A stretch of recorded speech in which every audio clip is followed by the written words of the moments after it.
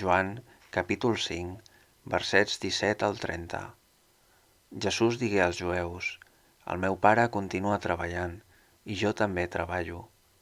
El fill no pot fer res pel seu compte, fora d'allò que veu fer el pare. Allò que fa el pare, ho fa igualment el fill.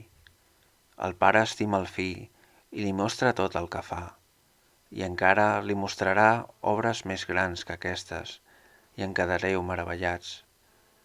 Perquè així com el Pare ressuscita els morts i els dóna la vida, també el Fill dóna la vida a qui vol.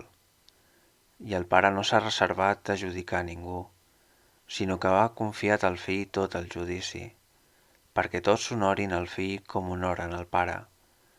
El qui no honora el Fill, tampoc no honora el Pare que l'ha enviat.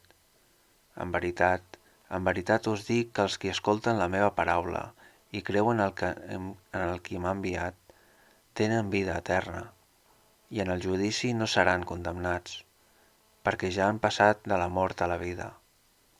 En veritat us dic que arriba l'hora, més ben dit, és ara, que els morts sentiran la veu del Fill de Déu, i els qui l'hauran escoltada viuran.